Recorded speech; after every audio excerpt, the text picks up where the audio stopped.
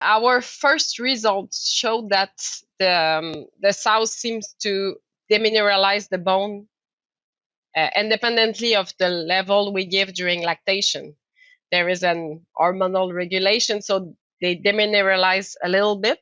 So they have to recover during the next gestation, but we are not sure they will always recover. So for sure, one of the strategies is really to maximize the bone for the gilt. This is something that we have work on that aspect also to see what are the level that maximize the bone.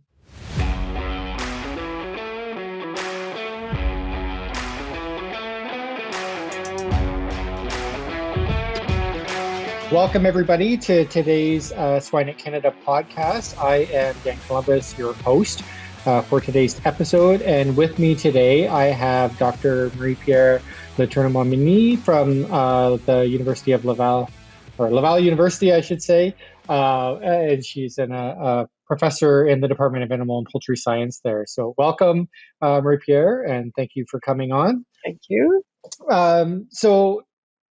Since our audience might not be familiar with you, or some people might not be, I just ask you to maybe introduce yourself and speak a little bit to your journey so far in the world of agriculture and research. I did my baccalaureate in agronomy, so in Laval University with a specialization on animal science. I quickly began to do research on slurry management first, and then I moved quickly to feed formulation with Candido Pomar on phosphorus quickly at the end of the baccalaureate.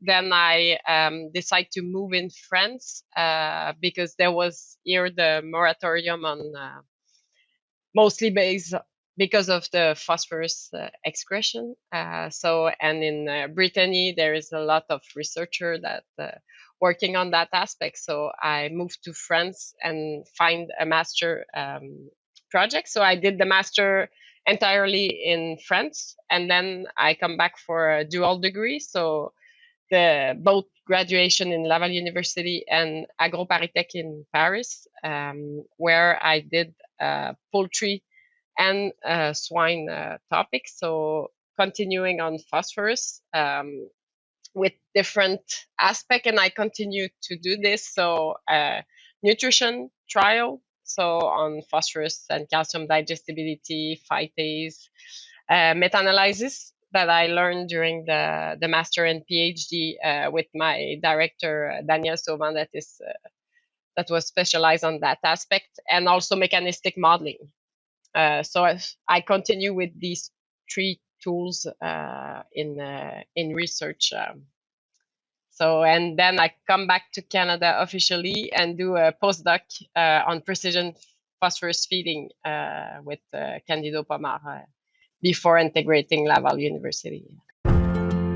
Swine Veterinary Partners offers a full range of animal health and production services to Canadian pork producers. We approach health management through personalized solution with concern for profitability while taking into account performance and the well-being of your animals. Very interesting. I guess Candido keeps popping up in a lot of our hosts' history so far. But I think it's, that's the way things are going, like you said, with precision feeding. And, obviously we need to look at multiple nutrients when we're going to look at that. So I guess that's a good lead in maybe to the work that you've been doing and some of the information that you've found specifically, like you said, with calcium and phosphorus, and you've continued to do that. So maybe start delving into that topic and what you've been working on and what that means to you. Yeah.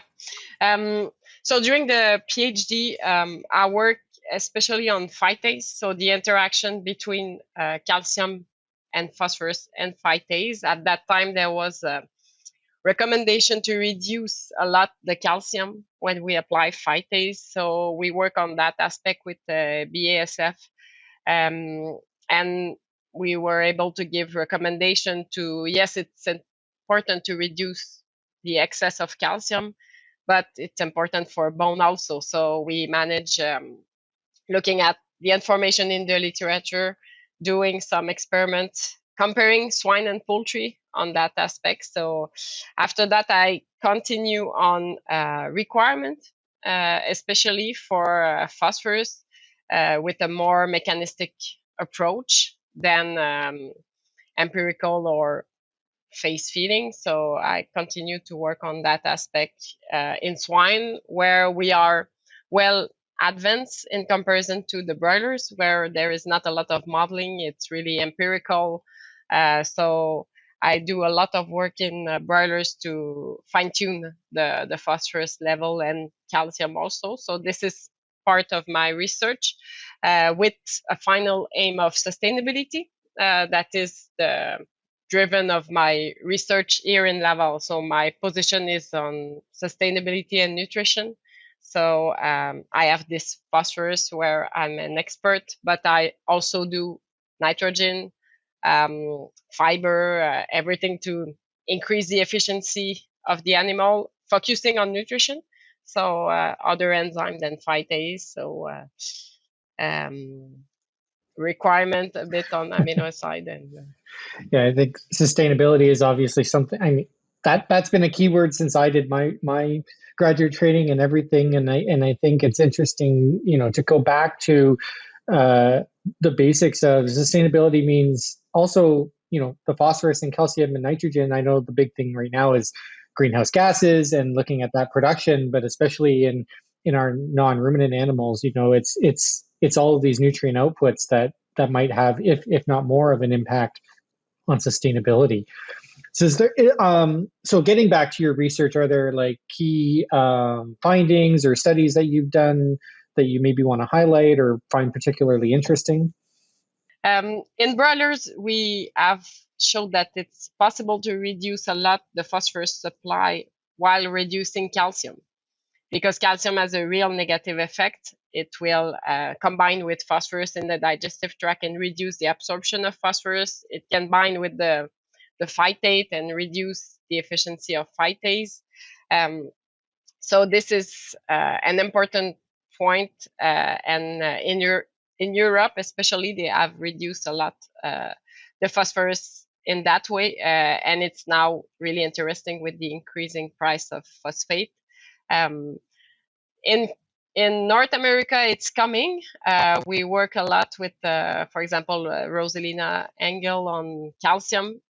Try to convince that it's important to reduce calcium and to better control at the feed meal, because this is a point we always have more calcium than expected in a poultry or swine diet. So, and this aspect come from the feed meal also. So I think it's important, this aspect, to continue to show the importance of that. And especially in broilers, the high calcium will also affect the litter moisture. The broilers will drink more water, and so this point is critical in broilers. So I think this aspect of calcium is something that we work a lot on and has impact on the in the field. Yeah, it all relates back to that precision and really finding out how much we have to put in, but the interactions is really what's leading to it. I wonder, with calcium and phosphorus, but with other nutrients, it's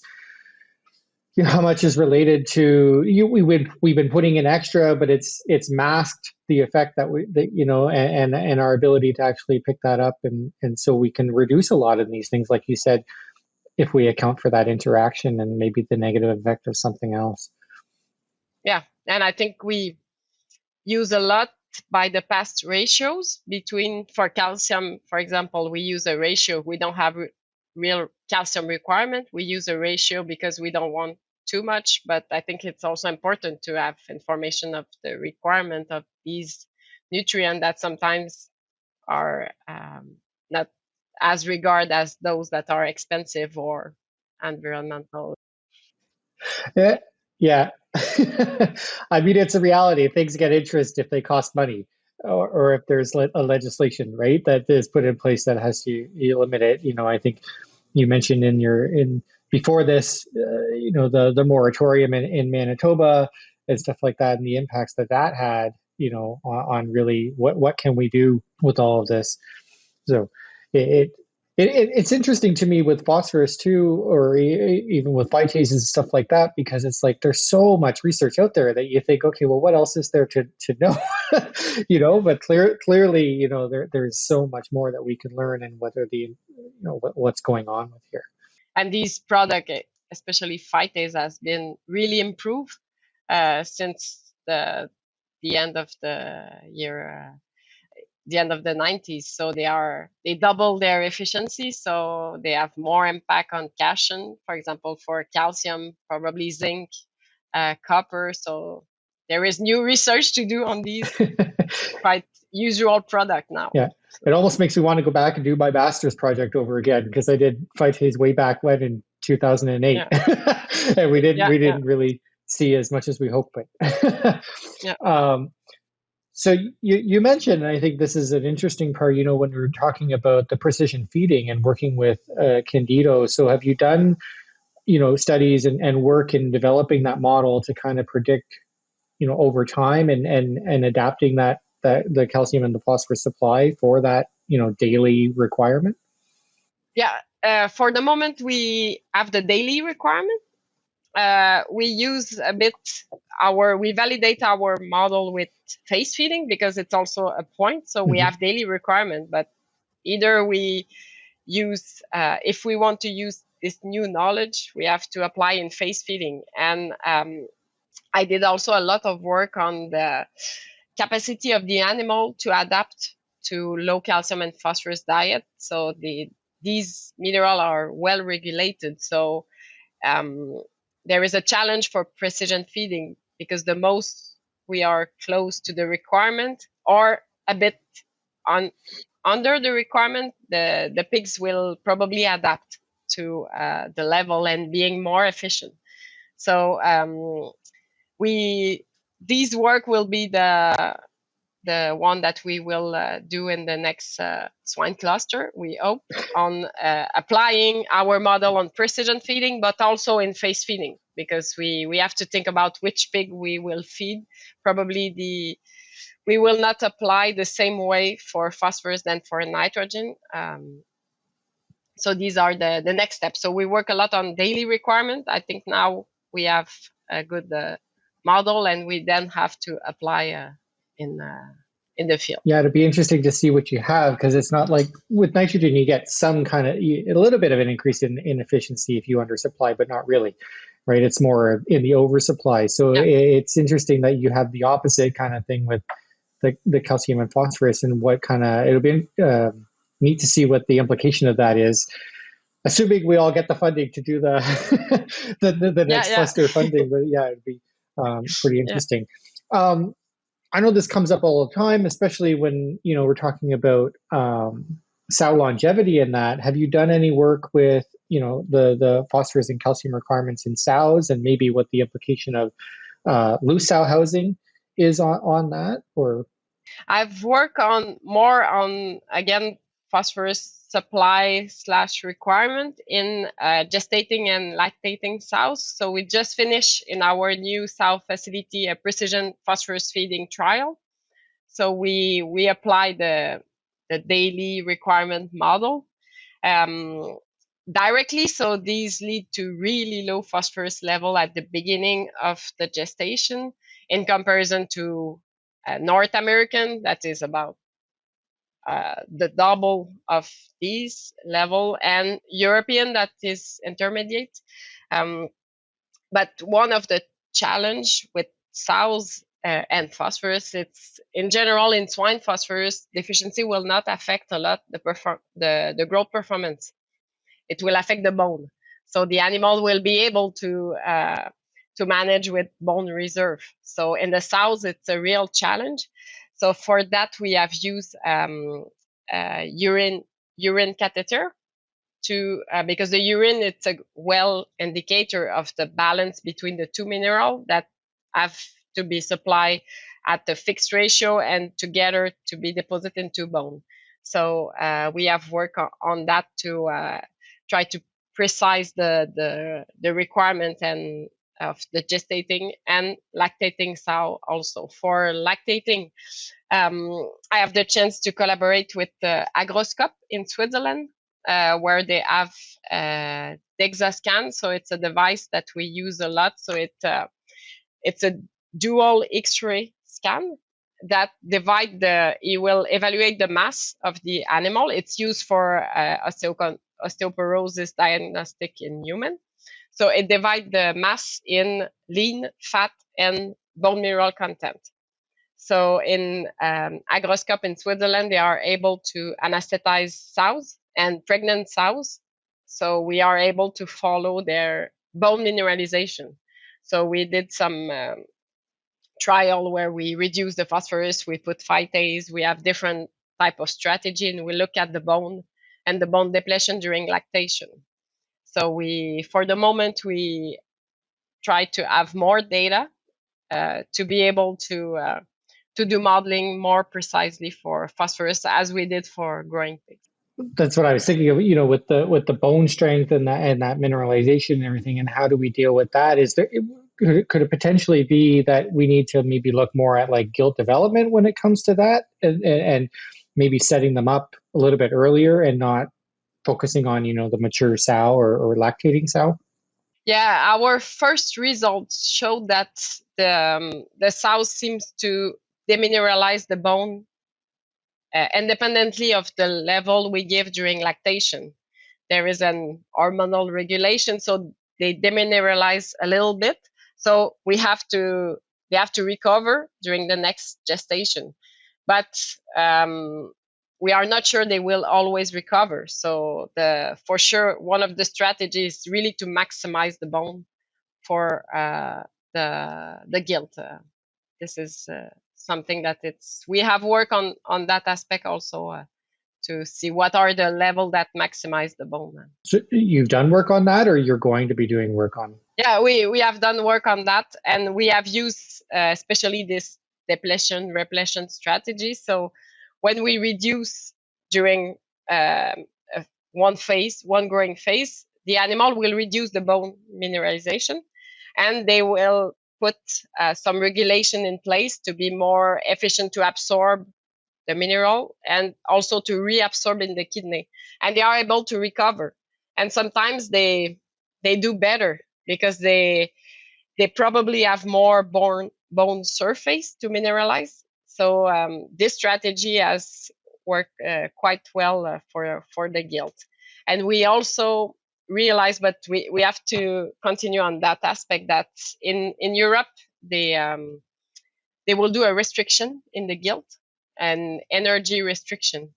And we have shown that this restriction also restrict the bone. So they are not able to maximize with this energy restriction. So this is like something to... Sounds like they're setting themselves up for problems. Yeah. This is interesting to see. And looking at the literature, there is link in women, especially between energy deficiency and the bone development. Yeah. And so perhaps there is something to be careful with these strategy that we don't use it a lot in North America. The restriction before the first matting, but there is some country that do this. Yeah.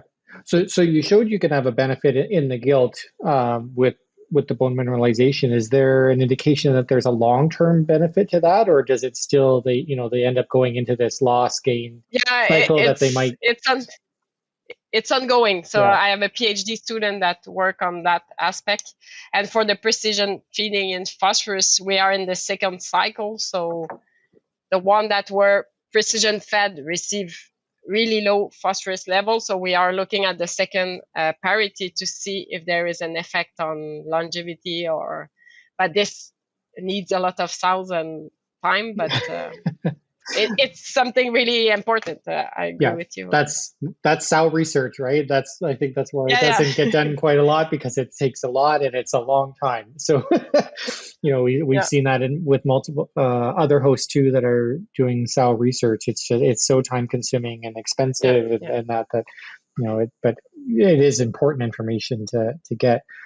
I know you indicated a little bit before, and even though it's the swine podcast, we can get into poultry a little bit, I think, because it's interesting. And you mentioned that there are differences between the two species, and one of the things that you said, like that poultry is a little bit behind when it comes to modeling, and they're still based on the empirical and the mechanistic. I think, like, to me, that seems a little counterintuitive, being like that poultry are so dependent on that, especially when you're looking at laying hens, right? So why do you think that is, that they're maybe that we're more further ahead, or they're further behind? And It's a good question. I don't really know why the school of modeling, for example, in UC Davis, there is a lot of modeling in ruminant and swine, and the poultry has never start.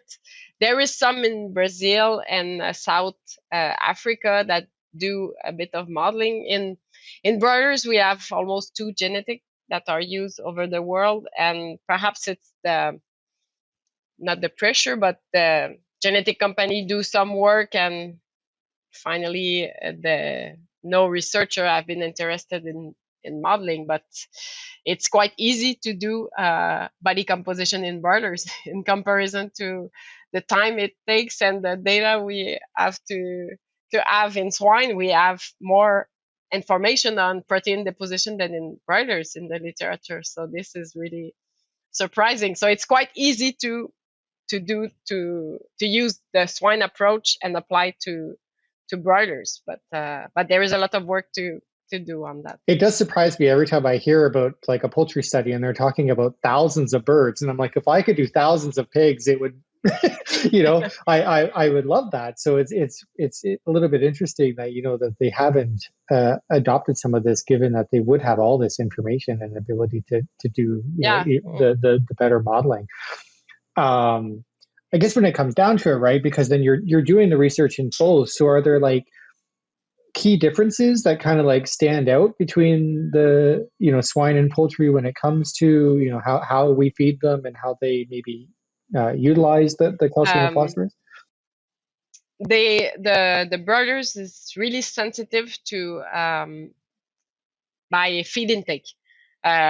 So phosphorus and calcium don't affect a lot. As I said, the growth performance in swine, you have to be really low for them to adapt. But in broilers, they have a calcium appetite, and they are also really sensitive to phosphorus. So they quickly decrease the feed intake in a phosphorus deficiency, which we don't see this in swine. We are able to demineralize without any effect on protein deposition, and to recover the bone, and the protein deposition will stay the same. In broilers, they are tightly linked because of the feed intake.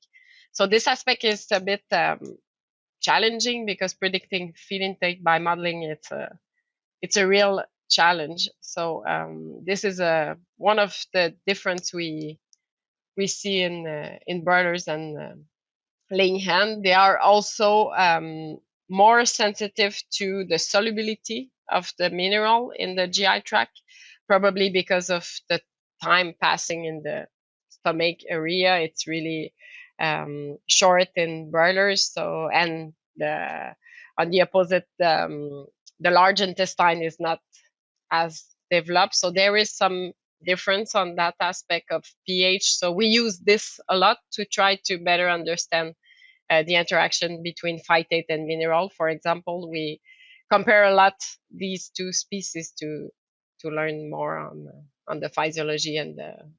I always, it's interesting to compare, right? Because then it lets you, maybe gives you ideas on what to look at and how to adjust, and depending on what you find in one species, and then work with the other one. So it's interesting. It was a bit criticized when I remember when I did my PhD defense. There was a old researcher that tells that if I have passed all my time to swine research, it will have been a really great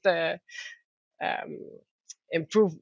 The work that I've done in broilers, if I have done this in swine, it would have been really impressive. So, but it's you don't really trust this species comparison, but for us was really interesting, and it's the reason why I continue to do this, focusing on the expertise that I have on mineral, especially. So you also mentioned, in your introduction that you've been using meta-analyses techniques and stuff like that for nutritional sciences. So maybe just comment and let our audience know about, what are the benefits of going that route and what that means for nutrition moving forward.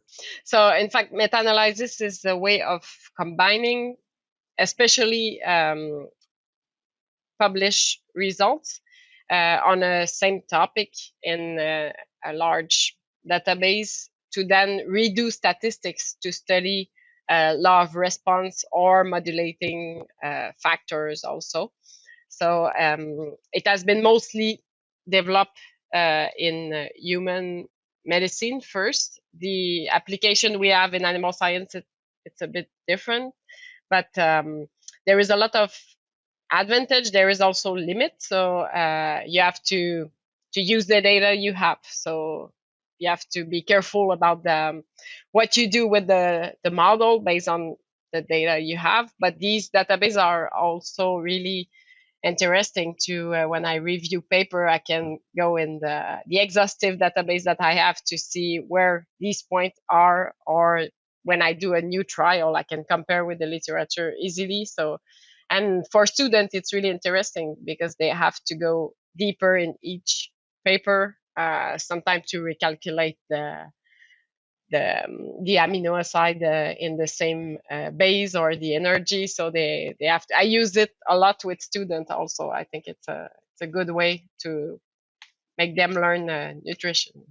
Yeah, I think we've been starting to look at that a little bit more in my lab as well. And I'm sure the students hate it because we just did one where we had to reformulate every diet based on a new calculation. Yeah. And so it was like a lot of studies, but I think it's not only to show us, what the potential result is, but also give us an idea of where we should be focusing our efforts moving forward. Maybe something is not what we thought it was, and I think that's the power of multiple studies to find that, right? So the last thing I wanted to ask about, and I don't know if the listeners know that we ask all our guests if they have something that's potentially controversial that, that maybe some people would disagree. So I know you said that, research in partnership, and I assume you mean with industry partners, has become kind of commonplace. And,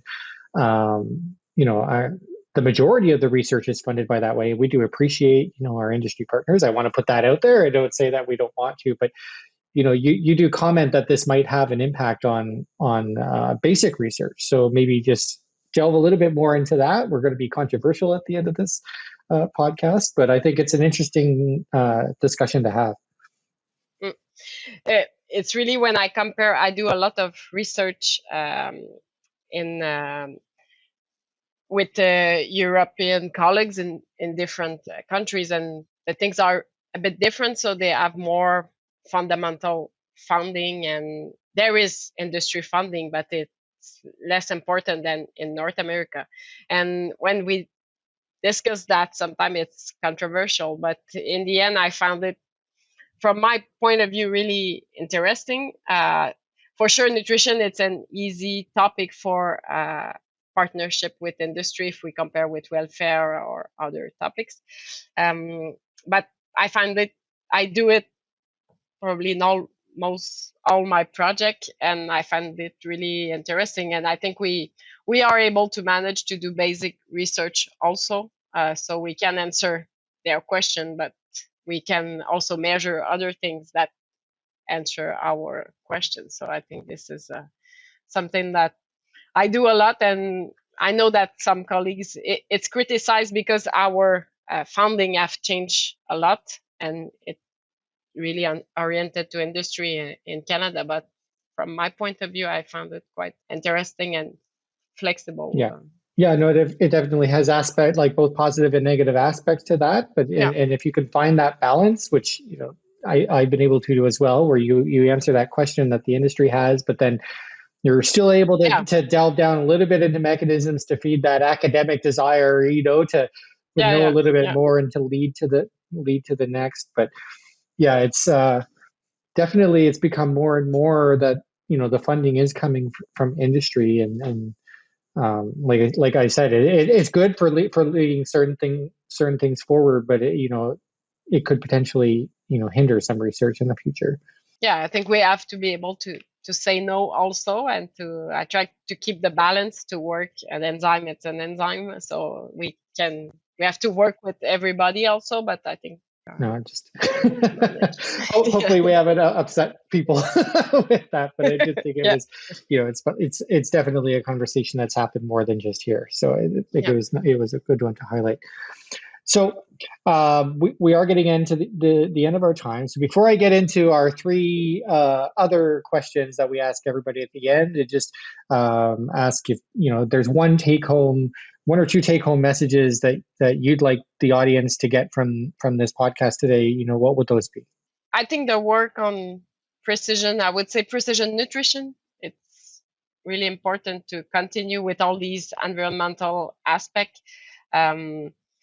And I think we have to not just focus, as it's the trend for the moment, on greenhouse gas for our monogastric. The eutrophication and acidification remain really problematic, and we have to continue to work on um, these aspects. And I hope that they will be financed also, not just the greenhouse gas, that it's a real problem also, and we can do something, but we don't have to do this on the other side, affecting the problem we already have. Yeah, I hope that granting agencies are listening, because it's like, yeah, it's nice to listen to the carbon story, right? But there's more to it, especially of the non-ruminants for Yeah, and all sustainability. this aspect of, I think we have to continue, especially in broilers, to work on reducing the antibiotics, finding ways to